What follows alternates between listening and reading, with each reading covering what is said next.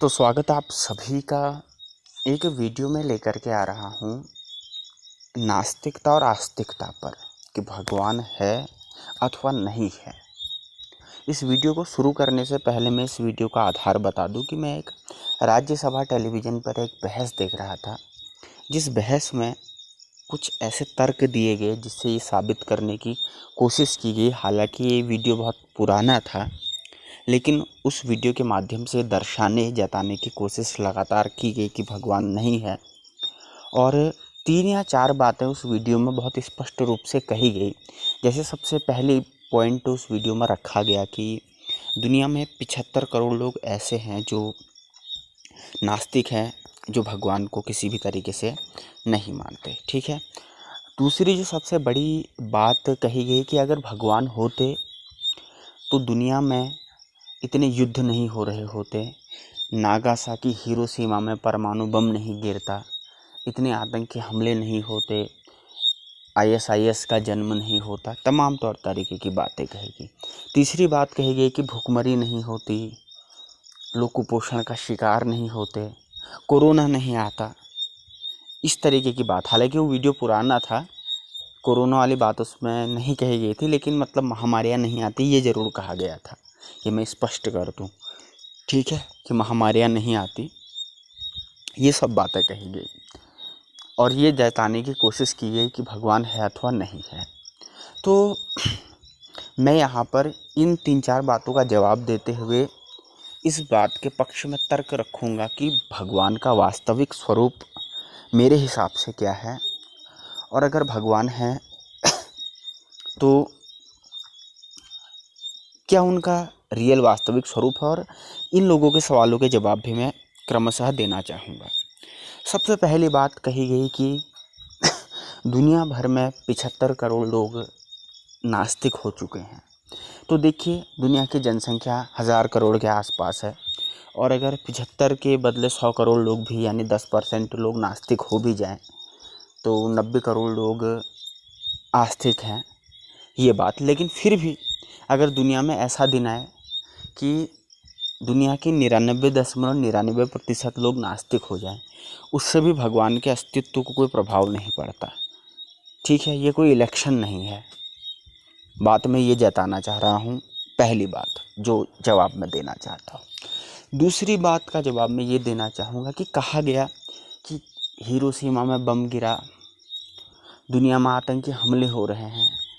मुझे आप ये बताइए, राज्यसभा टीवी में आए हुए 2-4 जो भी नास्तिक लोग थे, कि भगवान ने क्या आपको प्रकृति में बम बना के दिए थे?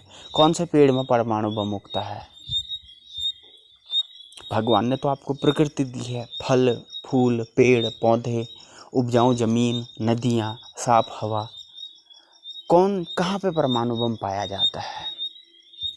मुझे बताइए। कहीं पे भी नहीं पाया जाता। ये इंसान की बनाई हुई खुद के विनाश की सामान है। जब इंसान ने इसको बनाया है तो इंसान की जाति को ही इसे भोगना पड़ेगा। दूसरी बात, तीसरी जो बड़ी बात कही गई कि दुनिया में इतनी भूखमरी है, इतना कुपोषण है, तो इस बात का जवाब मैं ये दूंगा, दुनिया में अनाज की कमी नहीं है। देखिए, कहीं पर अनाज की अधिकता है, जिसे ग्रेन सरप्लस कहते हैं, यानी जहाँ पे अन्न सड़ जाता है, या कई ऐसी पार्टियाँ होती हैं जहाँ पे खाना फेंकना पड़ता है, और कहीं कहीं पर वो खाना पूर्ति नहीं हो रही है। तो ये मनुष्यों की जिम्मेदारी है कि हम क्या करें कि भगवान या प्रकृति ने जो है इतनी क्षमता दी है कि सबको पेट भर के अनाज मिल सके, लेकिन आप उस अनाज को सब तक सर्कुलेट करने के बजाय सड़ा रहे हो। अगर जितना अनाज पृथ्वी में उगता है उसी को सबको बांट दिया जाए तो कोई भूखा और कोई कुपोषित नहीं होगा। दूसरी जो 2-3 बातें इसमें कहेगी, ये मैं इनका जवाब। अब मैं आता हूँ अपनी मुख्य बात पे कि भगवान है अथवा नहीं है। ठीक है, देखिए, भगवान की डेफिनेशन तो अब क्या कहा जाए। देखिए, मैं ये नहीं कहता कि भगवान जैसा शास्त्रों में बताया गया है, जैसा गीता में बताया गया है, जैसा कुरान में बताया गया है, या जैसा बाइबल में बताया गया है ऐसा ही होगा। हो सकता है ये चीज़ें कल्पनाएं हों, लेकिन एक शक्ति तो है। अब वो क्या है, इस बात पर परिचर्चा करते हैं। ठीक है, देखिए, दुनिया में आपको पता है कि साइंस भी मानती है कि एक पृथ्वी है, पृथ्वी 8-9 ग्रहों से जब हम मिल जाती है यही पृथ्वी, इसको हम बोलते हैं सोलर सिस्टम, सौरमंडल बोलते हैं। और जब बहुत सारे सौरमंडल मिल जाते हैं तो उसको हम बोलते हैं आकाशगंगा, ठीक है। और करीब करीब कहा जाता है कि आकाशगंगाएं 2 लाख के आसपास हो सकती है संसार में, ऐसा एनसीईआरटी की किताब में लिखा गया है। 2 लाख ऐसी आकाशगंगाएं हैं और वो 2 लाख आकाशगंगाओं से मिलके बना है एक ब्रह्मांड। और कुछ वैज्ञानिक ऐसे दावा भी करते हैं कि बहुत सारे ब्रह्मांड हैं, उससे बना है महाब्रह्मांड, जिसे यूनिवर्स कहते हैं, ठीक है, या महाब्रह्मांड ही कह लीजिए, हो सकता है यूनिवर्स शब्द मैं गलत कह रहा हूँ, लेकिन एक महाब्रह्मांड की थ्योरी भी आई। अगर महाब्रह्मांड पे जिन लोगों को विश्वास नहीं है, ब्रह्मांड तक भी रुक जाओ तो समझो 1.5 से 2 लाख आकाशगंगाएं।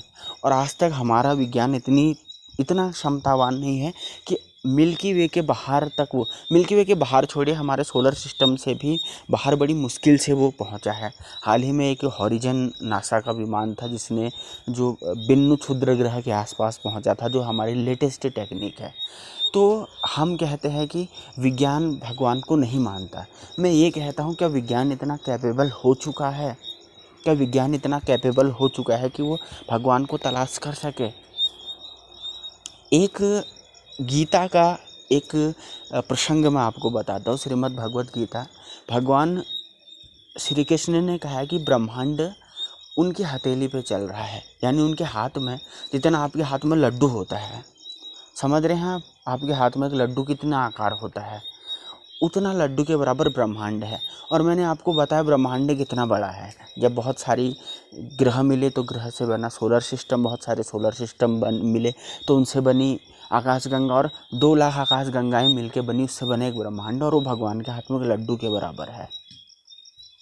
ये एक डेफिनेशन है। तो अगर उस भगवान को कैप्चर करना है, उस भगवान की पिक्चर लेनी है, तो हमको क्या चाहिए रहेगा, पहले तो इस ब्रह्मांड से हमको बाहर निकलना पड़ेगा पूरी तरीके से, और ब्रह्मांड के बाहर निकल करके इतना दूर जाना पड़ेगा जहाँ से कि भगवान की पूरी आकृति हमको दिखाई दे। यानी आप समझ रहे हो ना कि हमारे शरीर में अगर कोई चींटी चल रही है तो वो चींटी हमारी जूम पिक्चर ज़रूर ले सकती है, लेकिन वो नहीं, मतलब अगर आपको जैसे पूरी बहुत बड़ी चीज़ का अवलोकन करना होता है, पूरी फ़ोटो फ्रेम में लाना होता है, तो उससे दूर जाना पड़ता है, आपको जूम आउट जाना पड़ेगा। जैसे गूगल मैप से हम देखते हैं कि जूम इन करते हैं तो 10 मीटर 5 फीट इतनी ऊंचाई पर आते हैं, लेकिन अगर हम उसको जूम अप करते हैं तो हमको पृथ्वी इतनी सी दिखाई देती है, तो हमको उतना दूर जाना पड़ेगा। अगर ये थियरी फेल हो गई तब तो चलो एक बार के लिए हम ये भी कह सकते हैं कि हमने ब्रह्मांड का और छोर कोना नाप लिया है कि भगवान है ही नहीं, तब मैं मान जाऊँगा। लेकिन क्या विज्ञान अपनी कुछ तरक्की के बदौलत आज ये कहने में सक्षम है? विज्ञान ब्लैक होल के अंदर क्या है ये नहीं पता कर पा रहा है। मैं ये नहीं कह रहा हूँ कि विज्ञान नित्य दिन तरक्की कर रहा है, करना चाहिए, मैं कोई वैज्ञानिकतावाद के खिलाफ बात नहीं कर रहा हूँ, बहुत अच्छी बात है। विज्ञान की बदौलत ही आज इतनी साइंस है, टेक्नोलॉजी है, हर चीज़ है, सब विज्ञान के कारण है। लेकिन क्या विज्ञान भगवान के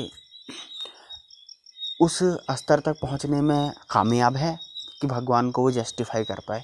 एक सवाल ये भी उत्पन्न होता है, जब हमने किया ही क्या है। देखिए, अब एक सवाल ये आता है कि विज्ञान, हम कहते हैं कि फिजिक्स विज्ञान कहते हैं। देखो, हमने ज़्यादा क्या बनाए, इक्विपमेंट बनाए, यंत्र बनाए हैं, गाड़ियाँ बनाई है, हवाई जहाज़ बनाए हैं, प्लेन्स बनाए हैं, सैटेलाइट बनाए हैं।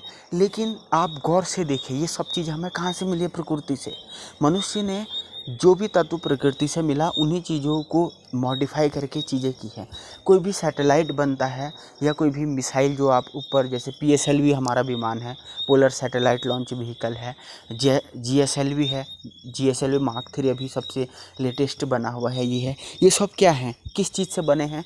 ये ऐसी धातुओं से बनाए जाते हैं जिनका गलनांक उच्च होता है, और वो गलनांक उच्च वाली धातु किसी खान से ही निकली होती है, यानी हमारी प्रकृति से ही मिली है हमको। वो मनुष्य ने बनाई थोड़ी क्या है, हमने, प्रकृति ने जो हमको चीज़ें दी हुई है उन्हीं चीज़ों को इन्वेंट करके, उन्हीं चीज़ों को सुधार करके कहीं ना कहीं जो है चीज़ों का आविष्कार किया है, चीज़ों को मिला जुला करके, मिलजुल करके ये चीज़ें की है। तो मेरा विश्लेषण इस पर यही था कि भगवान है तो प्रकृति के रूप में है। हाँ, वो शंख चक्र गदा, इस बात में मैं बहुत ज़्यादा यकीन नहीं करूँगा, वो अपना आस्था का विषय है।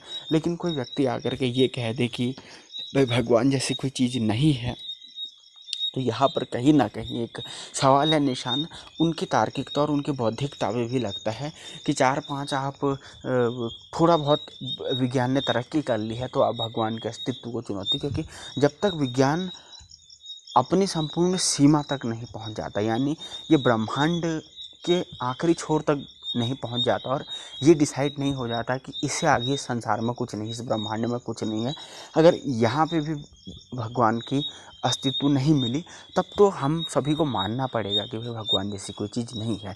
लेकिन अभी विज्ञान इतना तरक्की नहीं किया हुआ है कि उस अस्तित्व को पहचान सके और अगर भगवान को आइडेंटिफाई कर सके और अपनी